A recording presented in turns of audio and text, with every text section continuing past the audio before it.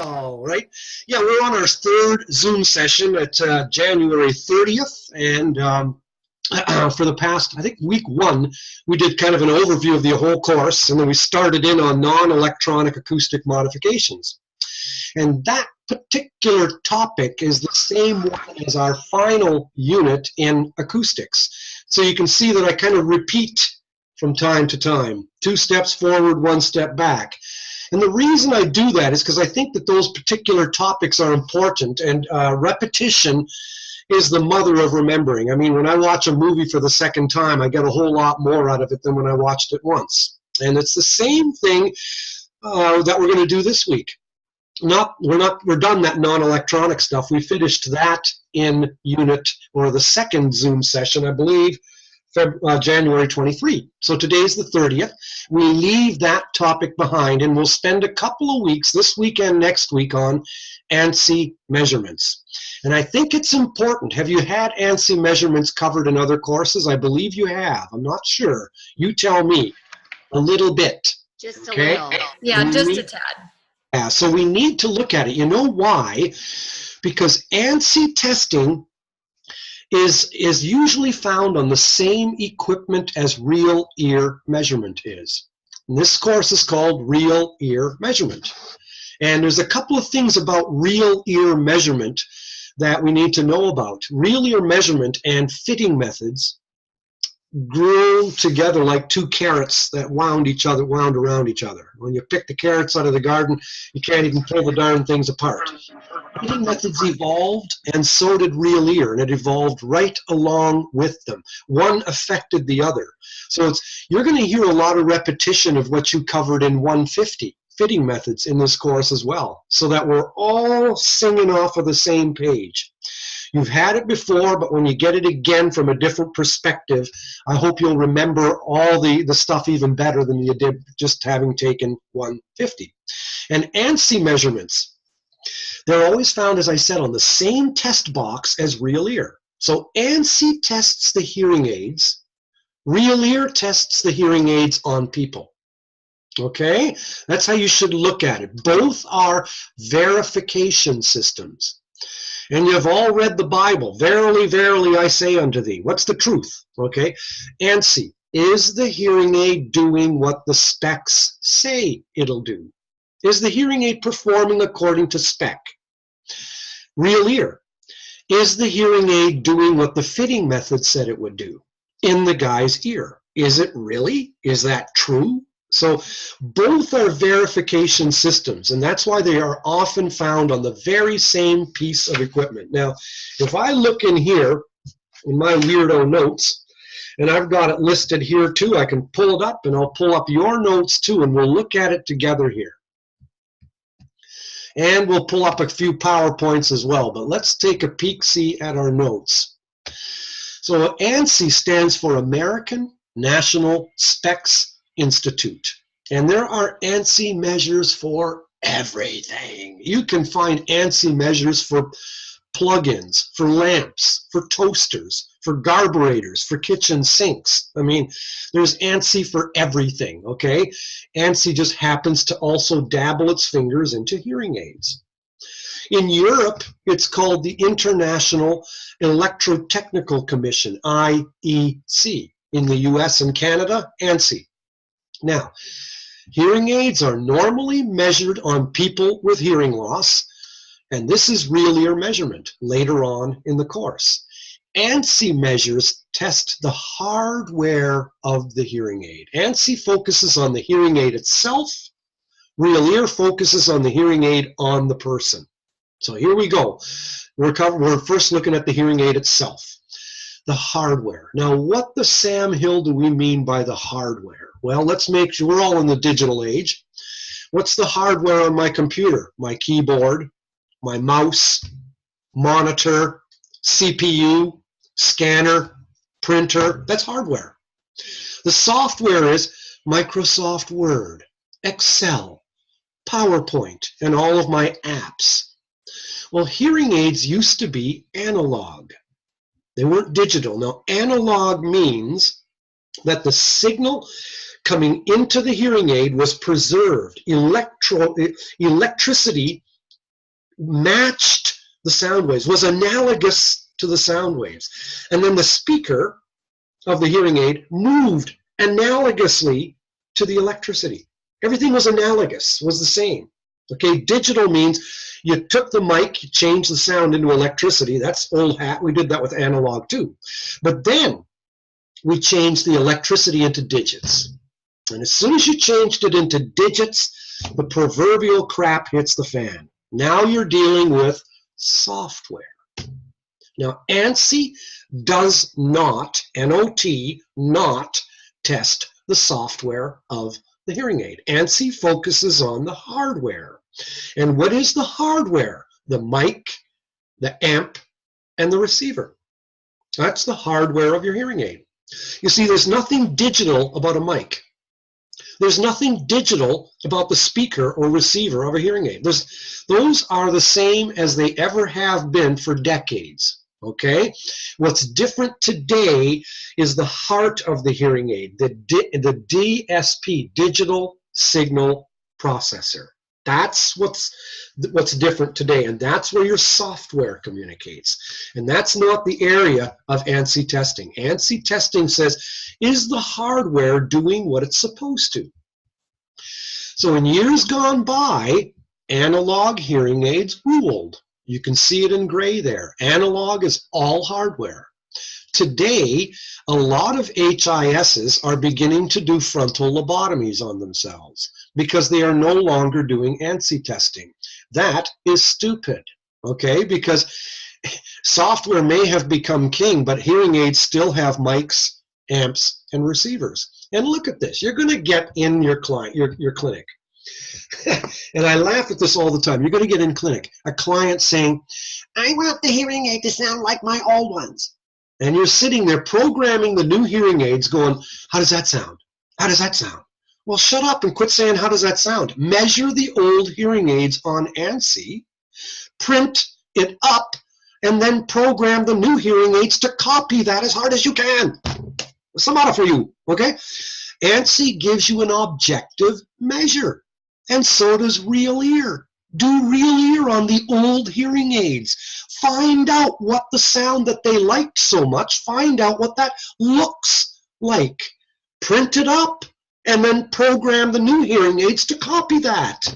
It's so simple, but yet there are so many HISs that don't do ANSI and don't do Real Ear.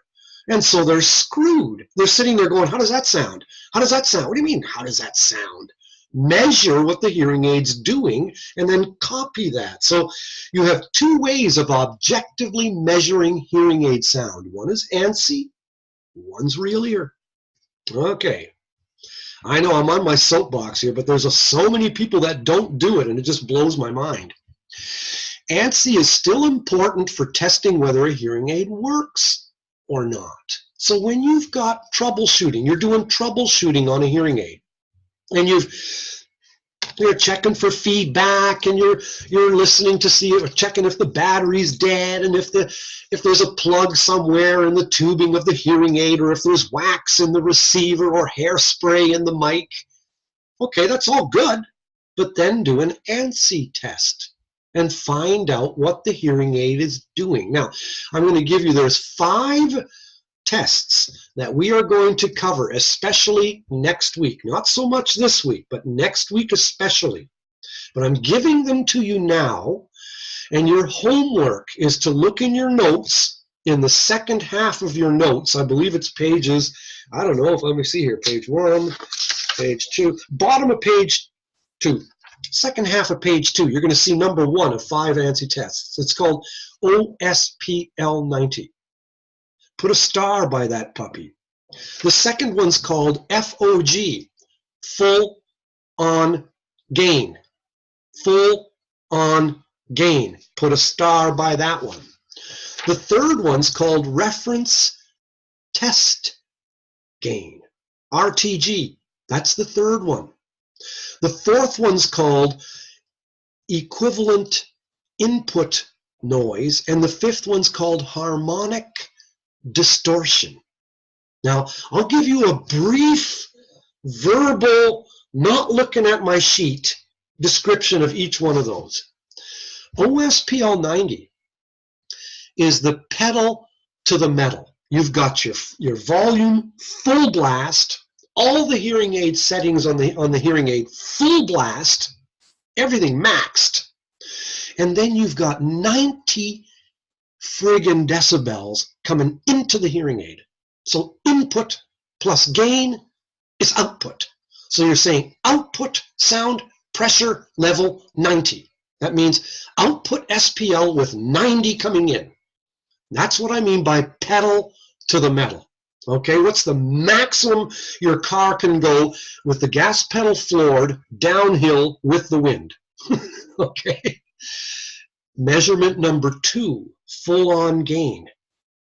Now your input no longer is 90. All of a sudden your input's backed off to about 50 or 60.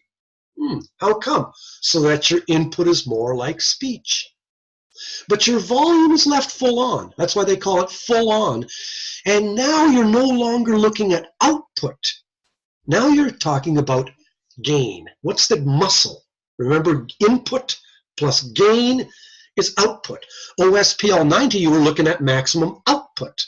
In this measurement number 2, you're not looking at output anymore. You're saying, what's the gain with a speech-like input, 50 or 60?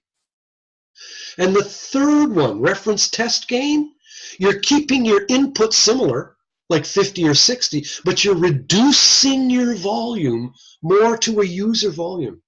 Now, admittedly, a lot of today's hearing aids don't have volume controls anymore, okay? But in the old days, they did, and high-power hearing aids still do. So reference test gain is you're reducing now the volume to a user volume, which is going to be about 2/3, half to 2/3, and your input is still like speech. So reference test gain, measurement number 3, is meant to, let's find out what the hearing aid is doing in regular, everyday life. When the guy's got it cranked to a normal volume with inputs of typical everyday speech. Measurement number 4 is called equivalent input noise. And that is, what's the internal junk inside the hearing aid? What's the noise made by the circuit? As I'm talking to you on this Zoom session, I can hear my laptop humming, kind of, it's making a little bit of a hum. That's its internal, that's equivalent input noise. Okay? Hearing aids are no exception. They make a little bit of noise. And equivalent input noise should be under 30 decibels. If it's 30 dB, the guy's going to hear it. Okay? So you want EIN to be under 30. And 5th, the last ANSI measurement we care about is called total harmonic distortion. THD, Ted has dough. Okay?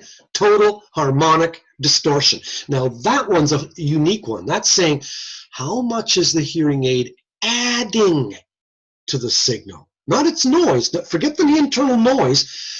Harmonics. What are harmonics? They're called equal multiples of the fundamental, aren't they? So if my input is 500 hertz, what do you want the output to be? 500 hertz. You want a little 500 hertz to be turned into a big 500 hertz by the hearing aid.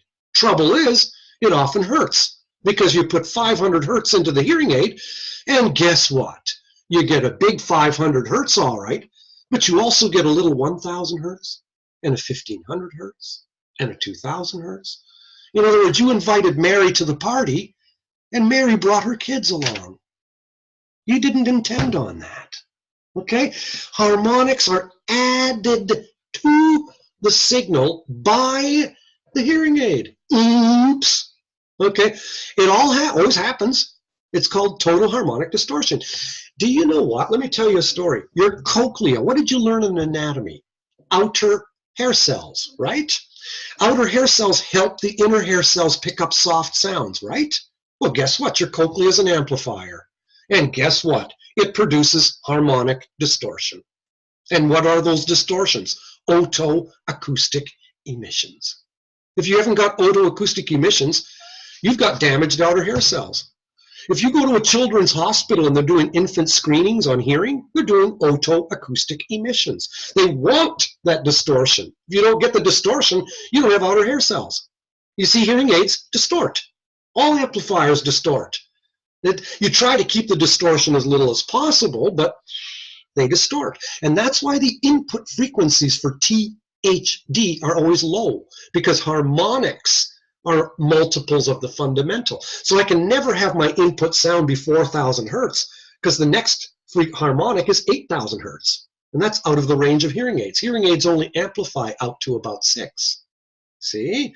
So my input frequencies are like 500 hertz, 800 hertz, and 1600 hertz. And you'll read about that next week. We'll look at that. But I'm just giving you an overview of where we're going with this, okay? We'll describe each of these 5 much more next week. Okay, back up, Venema. Let's go back to your notes. Okay. Intact cochlea is the best analyzer. This is an important thing. It's called the Ling speech test. When you're listening to a hearing aid, it's good to say oo, ah, ee, sh, s. What do you think's happening with my voice when I'm doing that? It's going from low to high. Ooh, ah, ee, sh, s. And that's a good way to just listen to your hearing aid. This isn't an ANSI test. You're just listening to the hearing aid. Okay, but read the line below. ANSI standardization enables specs, and all hearing aids have specs. So whether you're fitting an Oticon Open or a Resound Versa or a Siemens God knows what, you know, any of the hearing aids, they have specs. And you can find the specs, they're right in the software, and you're going to run the hearing aid and compare it to specs. Is it doing what it oughta? As with Real Ear, ANSI test boxes and Real Ear, you always calibrate first, and which is an easy thing to do. They're all different, but the calibration takes about, I don't know, 10, 15 seconds, and then you're done. Okay, let's jump down here. Don't worry about 2 kinds of this hat means hearing aid test box. That's an ANSI test box. That's what hat means, okay? HAT-RAM or REM. HAT, hearing aid test, think of ANSI. REM, real ear measurement. All right, let's go to the middle of page 1 here and look at something called the coupler. Now, couples are normally wife and husband, okay? They're connected. They got married. They're coupled. Well, a hearing aid needs to be coupled to the measurement. So let's look at how hearing aids are coupled. Here's an old hearing aid ANSI measurement. I'm going to make the screen, make it large so you can see this. Believe it or not, this comes from good old Canada. And most Real Ear actually began in Europe and in Canada. And I'll show you now, this machine here is about 150 years old. I'm just kidding. It's from the late 1980s, and you could start it with a chain, kind of, but I'm going to show you something here. Where I'm pointing, that's your ANSI test box, HAT. And over here, you're looking at what your ANSI results are. This is also how to do Real Ear. You can do Real Ear on this piece of equipment. Here's another one, a newer one, same version, okay, audio scan, audio scan, audio scan. There's all kinds of different Real Ear and ANSI systems. I just happen to be showing you this one, but there's lots of them out there. Here's the hearing aid test box, Real Ear system. Here's your speakers for doing Real Ear. Here's your mouse, your measurements, your print paper if you wanted to print it. Here's a 2cc coupler. Now this is what you are coupling the hearing aid on to the ANSI system. And when you think of a coupler, think 2 cubic centimeters, 2 cc's. Okay, in the space inside of here, 2 cc's. Look at closely where my arrow's pointing here. That's the receiver of the hearing aid. That's the vent. So I have the hearing aid on the 2 cc coupler. Here's a schematic. Here's an ITE where I'm circling. Here's your 2 cc's, and here's your measurement mic. So this is your coupler. Why did they use 2 cc's? They use 2 cc's to imitate the space of air between your hearing aid and your eardrum. It used to be thought that 2 cc's was the volume of air caught between the end of your hearing aid and your eardrum. And so when you're doing ANSI measurements, they wanted to copy that. Okay, so that's why 2 cc's is chosen. However, we have learned since that the volume of air trapped behind your hearing aid and your eardrum, that volume is actually less than 2 cc's. It's closer to 1 and 1.5 cc's. So, how big is a cubic centimeter? About like a sugar cube. Okay, a little smaller than a sugar cube. Well, your ear canal is actually a little bit smaller than that when you have a hearing aid in it. And that's why people talk about RECD, real ear to coupler difference. Now, if I have 70 decibels coming out of my hands, okay, and then let's say like a nightmare movie, the room that I'm sitting in here, the walls start getting closer together and the ceiling and the floor start getting closer together. What do you think is going to happen to my 70? It's going to turn into 80. It's going to turn into 90. How come? Because the sound is bouncing off the walls and the ceiling that are getting smaller and smaller. Well, if ANSI measures use a 2 cc coupler and they say, oh, this is what's going to come out of the hearing aid, well, you know that when you put it in the guy's ear, actually a little bit more is going to come out of that hearing aid because the cubic centimeters are smaller in the ear canal. RECD, real ear to coupler difference. So if you're looking at a frequency response on ANSI, just for the heck of it, I'll show it to you, just for the sheer heck of it. Let's just take a look-see. Okay, I'll go to here, hit escape. See where I can show it to you here, just giving you a preview here as I want you to see it. Let's say ANSI says, this is what's going to come out of your hearing aid. You're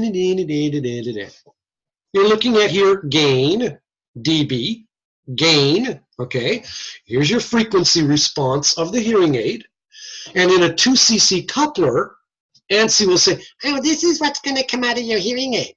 Well, in reality, this is what's going to come out of the hearing aid, okay? And that's called real ear to coupler difference. And what is RECD? About 5 dB below 1,000 hertz. Look at the lines. Look at the space between your lines. It's about 5 dB below 1,000 hertz. And it's about 10 dB above 1,000 hertz. So if you look above 1,000 hertz, the spread between these two lines is about 10. RECD. And look at this picture. Now you're looking at OSPL90 response. And again, in ANSI measurements, the dotted line. In a real ear, the solid. Here's the gain response of an ITE. In the 2 cc coupler, in the person's real ear. Here's the output response of an ITE. In the coupler, versus in someone's real ear. So you can always see that the difference is about 5 dB below 1,000 hertz and about 10 dB above 1,000 hertz. Enough on that. Go back up to here now. So now here's a coupler for a BTE. So you've got one kind of a coupler for an ITE, another coupler for a BTE. But by gum, they both have 2 cubic centimeters. Okay, but we know that the ear is a little bit smaller than 2 cubic centimeters, so we incorporate the use of RECD to know what it's going to really do in the average human ear. This is a hearing aid test box, ANSI measurements. Now there's 2 mics. Always remember that. Put a star by that. There are 2 mics. One's the reference mic, and that's the one I'm circling here. Now the reference mic, look at the pink or the purple arrow here. This is a speaker. And here's a speaker, okay? That's what's putting out your sound. And your reference mic says, are you really putting out 70? Are you really putting out 90? Are you really putting out 80? You better. I'm going to make sure you do. So the reference mic is the boss. It's the monitor. You could think of when a teacher leaves the classroom and says to one of the students, you be my monitor. Check and make sure they all behave. Tell me when they don't. I'll be right back. Okay? The second mic is called your coupler mic. And that's what's attached to your 2cc coupler. The coupler mic, okay, is measuring what's the hearing aid doing. What's the hearing aid doing? The reference mic is what comes out of the speakers. And the coupler mic says, what's the hearing aid doing with that sound? So let's move to the next slide. Here's more of a close-up. When you calibrate, you lay the reference mic right beside the measurement mic. Can you see that? Here's a close-up of it. Here's your measurement mic with a little hole in it. Here's your reference mic. And you lay them side by side, and you let sounds come out of the speaker. And you want the sounds to be nice and smooth. So take a look at this slide. Here it is. Flat. Okay? Or here on this picture. You don't want this kind of crap coming out of your speakers. You want a nice controlled frequency response of the loudspeaker in the sound box. That's why this output here or whatever is nice and smooth. Okay? So that's what you're doing during calibration. But calibration takes you about 5 or 10 seconds. Now you're done. Here's the best picture I can show you of ANSI. This has got all the pieces. Coffee, gotta like it. Okay, here's your monitoring mic, or you can call this your reference mic. And here's your speaker on the left. The monitoring mic is saying, speaker, you behave, put out whatever you've been told to put out. Here's the hearing aid. And look at its ear hook connected to the 2cc coupler. And here's the measurement mic. So you want the reference mic to be laying right beside the microphone of the hearing aid. See where my arrow is? Because then the reference mic says, hey, this is the sound that's coming into the hearing aid.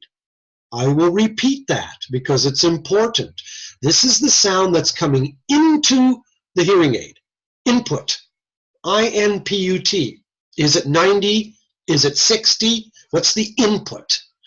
And then now look where I'm pointing. Here's my arrow at the hearing aid. What's the hearing aid doing? What's the gain the hearing aid is adding? And then the output is measured in the measurement mic. Input plus gain is output. You want to know what's happening. What's the hearing aid doing? So these are the parts and pieces of an ANSI test box. Reference mic or monitor mic, measurement mic, 2cc coupler, speaker, hearing aid. And now you're measuring. You're measuring what's the hearing aid doing. This is an ugly picture. Don't look at it. Okay, so here you go.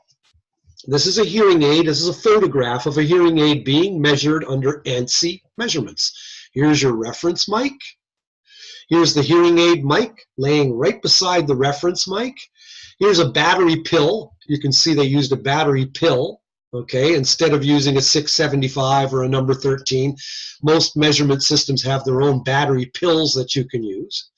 Here's the hearing aid laying there onto the 2cc coupler. Here's the coupler, this chrome colored thing, and here's your measurement mic. So look at the area where the measurement mic is. That's this. So when you're calibrating, you're laying the reference mic by the measurement mic. After you've done that, you put the 2cc coupler on and measure what the hearing aid's doing. Here's a clearer picture, not quite as blurry as this one. So here you go, speaker, reference mic, laying right beside the microphone of the hearing aid, battery pill, hearing aid, 2cc coupler, what I'm circling right here, and measurement mic in black. And yet another picture, closer up, reference mic, hearing aid attached to the 2cc coupler. Now you can also measure ITEs. So you take putty, you wrap it around, and you stick it on to the 2cc coupler for ITEs. Same thing though, same cube, same space. There it is. There's a picture of a ITE being positioned in place, and then they'll screw this onto the measurement mic, and they'll do an ANSI measure on the ITE. There's a picture of the ITE laying there. So here's your reference mic, ITE, battery pill. Here's your 2cc coupler. Here's your reference mic, or I should say your measurement mic. And again, now look at this picture. They're plugging up the vent. Look where my arrow is. Sometimes it's important to plug up the vent, especially of an ITE. Because when you're doing BTE measurements, where's the vent? The vent is in the ear mold. Well, when you're doing ANSI measures on a BTE, I'm going to back up here. Here's a BTE. Where's the mold on this? You took it off, right? So I don't have a mold here. My vent isn't taking place in this picture. My vent isn't taking place in this picture, okay? None of these is my vent taking place because the mold of a BTE has the vent. But on an ITE, okay, you need to think about that because if sound leaks out of that vent, you're going to get distortion in your ANSI measures. Good. Now, this little guy is named KEMAR. Now, every hearing aid manufacturer has a KEMAR. KEMAR is meant to imitate the real ear. It has a coupler in its ear, a rubber ear, and its coupler is 1.5 cubic centimeters, more like the average human ear. KEMAR stands for Knowles Electronic Mannequin for Acoustic Research. KEMAR is used all over the world, and all hearing aid manufacturers have a KEMAR.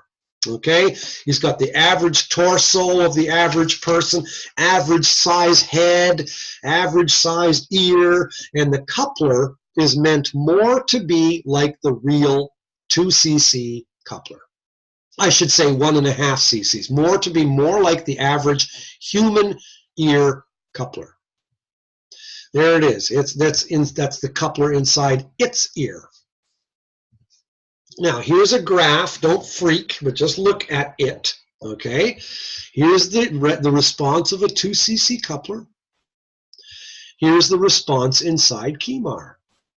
So look at this now. What's the difference between the top line and the bottom? About 5 dB below 1,000 hertz and about 10 dB above 1,000 hertz, okay?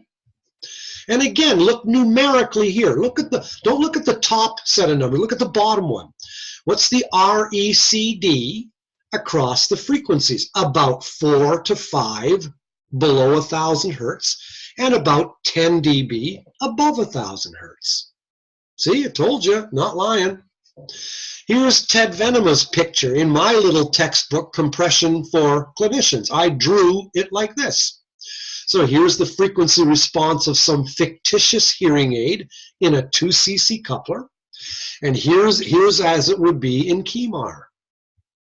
Okay, real ear to coupler difference. Very important to get a good grasp of that concept. And then here's the pictures we saw earlier. Gain response of a BTE in an ear simulator like KEMAR versus a 2cc coupler. Same thing. OSPL 90 of a BTE. So here's gain of a BTE, OSPL 90 of the same BTE. Gain of an ITE, OSPL 90 of the same ITE. Always the 2cc coupler response is less, and the degree to which it's less is about 5 dB below 1,000 hertz and 10 dB above 1,000 hertz. Okay, now we're drawing this outer ear canal resonance. I'm going to just making sure we get this, okay? Because when you're doing real ear, you have driven a truck over this. Okay, you killed it. Because this is your outer ear canal resonance. And when you plug up an ear with a hearing aid, you've lost that love and feeling. Oh, that, okay, it's gone, gone, Gone. So you have to restore that plus provide gain with the hearing aid. Let's make sure we understand the concept of a quarter wave resonator. I show this to you to make sure we get it. Remember from acoustics? Wavelength equals speed of sound over frequency. Frequency equals speed of sound over wavelength. Speed of sound equals frequency times wavelength. You want to make this nice in English and make sense? 5 is equal to 10 divided by 2. 2 is equal to 10 divided by 5. 10 is equal to 2 times 5. That's all we're doing. There's nothing more complicated than that. Simple arithmetic here. Good. Frequency. We want to find what is the frequency, okay, of the outer ear resonance. How did they get this? Where does this come from? Well, your outer ear canal is 1 inch long, or it's 2.5 centimeters long. And again, what is a centimeter? The width of your fingernail. Okay, so put 2 of those, 2.5 of those together, you got 1 inch. Because the ear canal is a quarter wave resonator, it's going to resonate with sound waves that are 4 times the length. So it's going to resonate with sound waves that are 10 centimeters. And we want to find out what the frequency is. Well, frequency equals speed of sound over the wavelength, because that's the wavelength of sound that's going to make the outer ear resonate, because it's a quarter wave resonator. Okay, but we can't divide meters by centimeters. That's like apples and oranges. So we have to change 10 centimeters into meters. So 10 centimeters is 0.1 meter. So divide 340. 340 over 0.1 is 3,400. But the ear canal, external auditory meatus, is made of flesh and bone. So the exact frequencies are fudged a bit. And that's why you're going to get this spread. Instead of having one line over 3,400, you've got a spread. And that's why you have the outer ear canal resonance. I always like reviewing, making sure we keep all of our stuff together. And of course, you know why we have that outer ear canal resonance. It's to amplify the soft, high-frequency sounds of speech. But with hearing loss, of course, that isn't enough anymore. So here's your frequency response on KEMAR. Look at its outer ear canal resonance. It's almost identical to the human. Okay, so its outer ear canal resonance is quite faithful. This picture's ugly, don't worry about it. Now, let's make sure we understand the differences between input, gain, and output. And again, I'm just reviewing out of acoustics. Let's keep our act together, or keep our proverbial SHIT together. Okay, here we go. Gain is a difference measure. It's a relative value. It's the difference between input and output. It's always specified in simple dB, whereas output and input are absolute measures. Why are they absolute? Because they are referenced to the ground. If you're going to say the apartment is twice as tall as the house, you got to know where the ground is. So we define the ground as 0 dB SPL. And this, what's 0 dB SPL? It is the softest it took to hear a 1,000 hertz tone at 1 meter distance with 2 ears. Okay, that's the ground.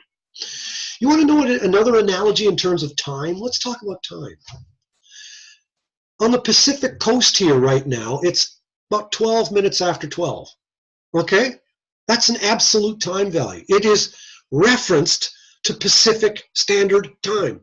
That's what it's referenced to, which is in turn referenced to Greenwich Standard Time in England. I don't know. The ground, it has a reference. So what's an absolute value? 4 p.m., 6 p.m. Those are absolute values referenced to your time zone. You want to know a relative time? 2 hours. I can add 2 hours to 4 p.m. I can add 2 hours to 6 p.m.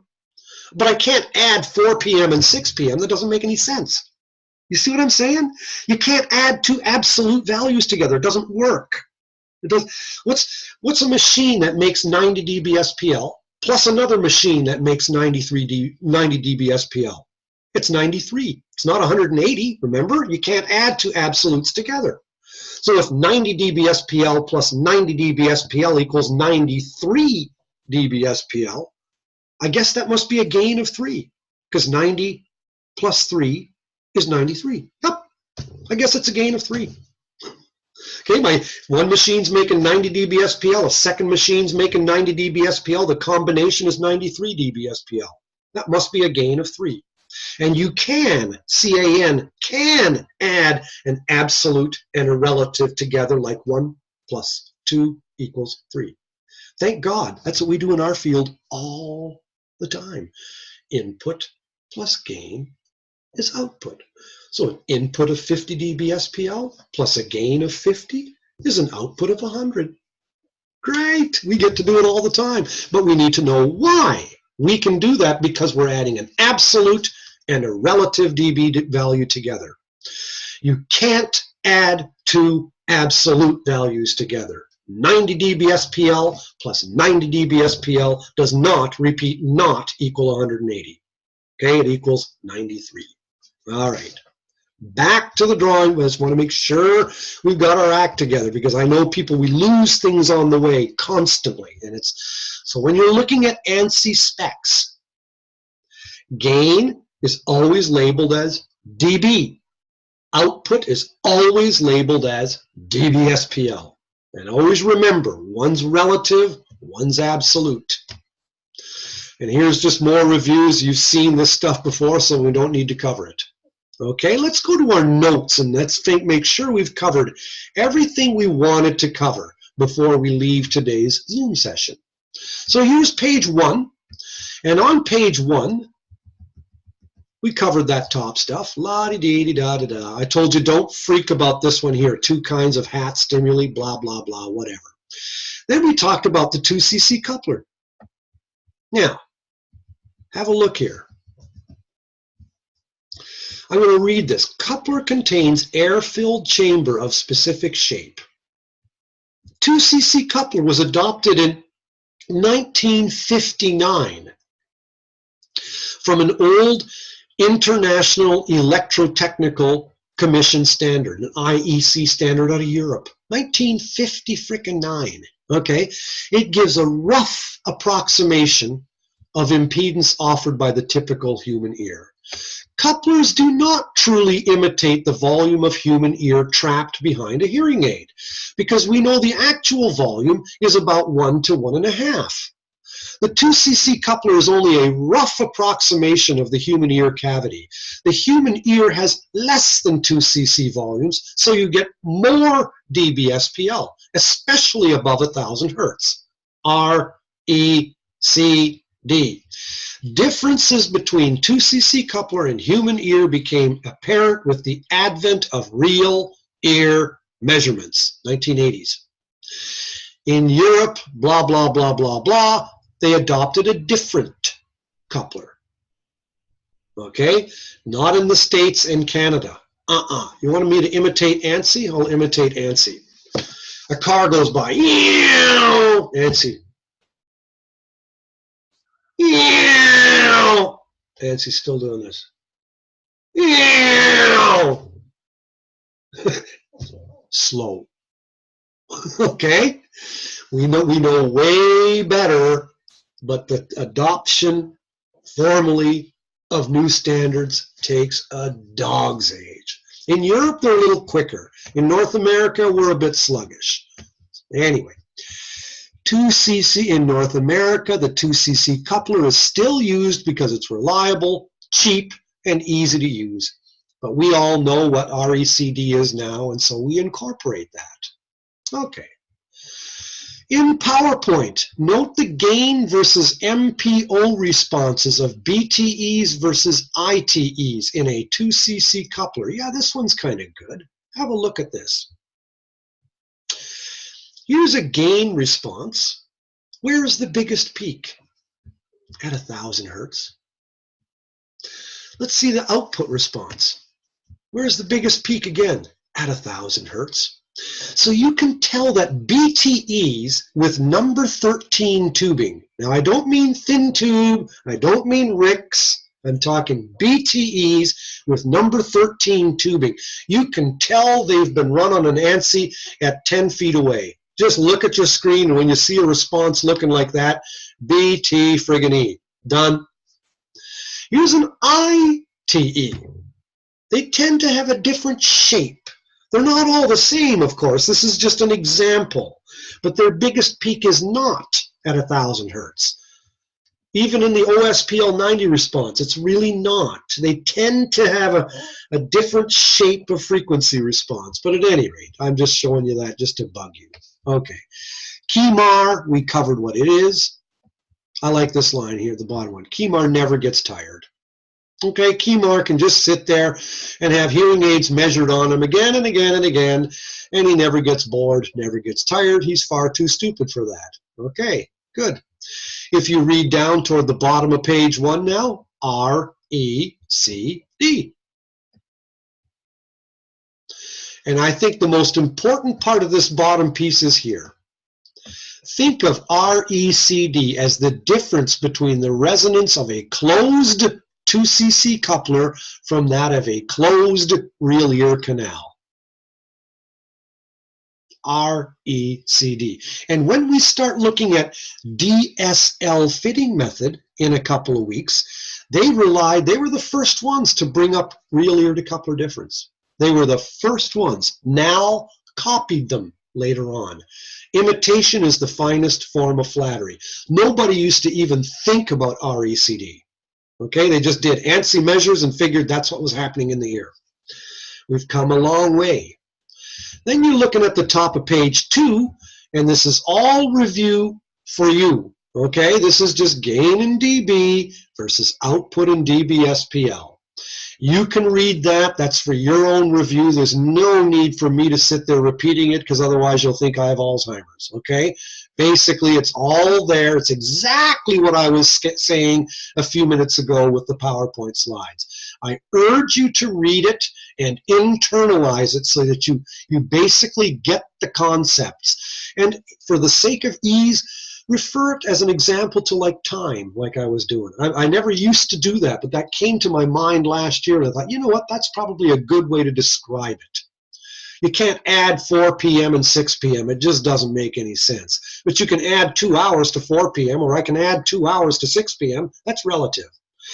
Now, next week, we're going to cover gain terms. We're going to look at this. You know why? Because this deals a lot with real ear. Historically, functional gain was first. Then came insertion gain. That was the first real ear, insertion gain. And then today's real ear started about 10 or 15 years ago, and it's called in situ output. So just like you have early fitting methods and newer fitting methods, well, you've got older real ear and newer real ear. Okay? And the old fitting methods evolved to the new ones because of real ear, and old real ear evolved to today's real ear because of fitting methods. They're all intertwined like the carrots. Okay? So functional gain was before you had real ear. They used to measure your hearing under headphones, and then measure your hearing with aided thresholds. Aided minus unaided hearing thresholds in a sound field. That was functional gain. Then came real ear. They talked about insertion gain, and I'll show you lots more about that next week. I'm giving you just a preview. And later on came in situ output. And that happened later on. Now I may add, let's see if I've got PowerPoint slides that show any of that for this week. I don't think so. Okay, but I'll certainly pull it up next week and show them to you next week. Anyway, so read that a bit, but don't freak on it too much. I think to summarize here, you have 5 different ANSI measures: OSPL 90, full-on gain, reference test gain, equivalent input noise, and total harmonic distortion. Okay, we'll focus on those next week, and we'll also highlight these different gain terms.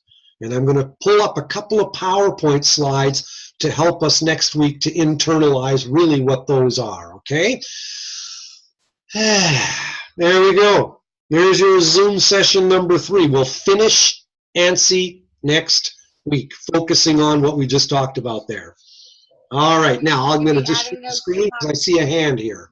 All right. We be adding those PowerPoints to next week's lesson as well so we can print them? Yeah, I don't see why not. I'll try and upload them onto Canvas. How's that? Okay? Okay. Well, that's my homework. I'll do that this evening. Don't think it'll appear in the next 10 minutes, okay? Because I got to grab me a coffee and I got some errands, and I got to do a 1:20 anatomy session at 1:30 Pacific time.